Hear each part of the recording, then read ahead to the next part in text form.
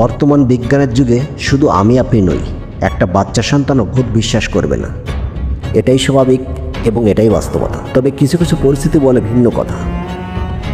আজ থেকে 30-35 বছর পূর্বে ঘটে যাওয়া এমন কিছু রহস্যময় ঘটনার বিবরণ আমরা শুনতে চলেছি, যার বৈজ্ঞানিক ব্যাখ্যা দেওয়া অত্যন্ত শক্ত এবং কোনো কোনো ক্ষেত্রে রীতিমতো অসম্ভব।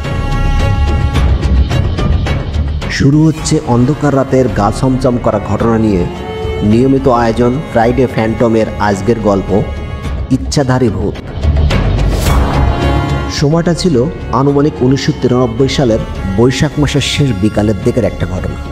তখন পড়ন্ত বিকাল, আমরা 7-8 জন বন্ধুবান্ধব মিলে মাঠে গোল্লাছুট খেলছিলাম। হঠাৎ আকাশটা ঘন কালো মেঘে ভরে উঠল, চারিদিকে কিছুটা অন্ধকার নেমে এলো, যার কারণে যে যার বাড়ির দিকে যেতে লাগলাম।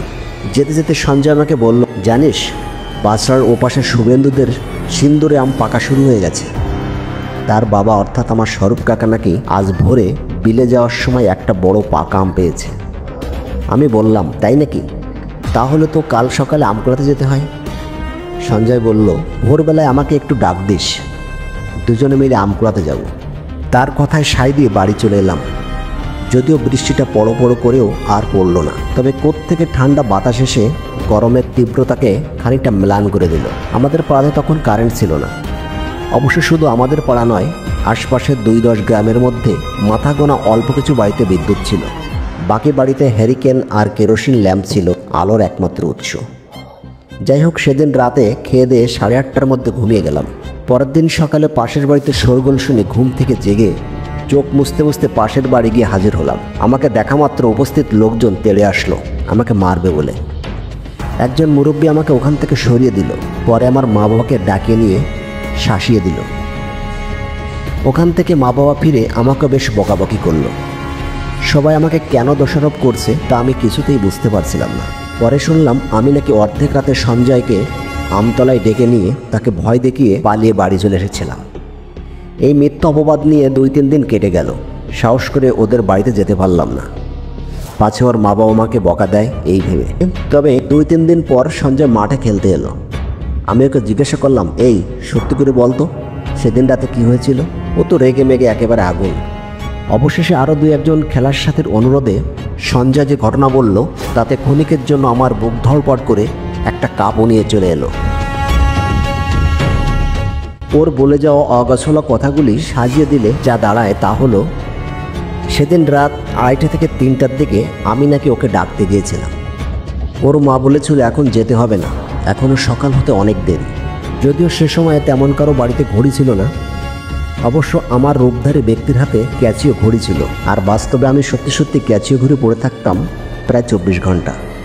আমার নকল সাজা ভূত দেখেছিল তার ঘড়িতে 4:30টার অ্যালার্ম দিয়েছে আরও আগে।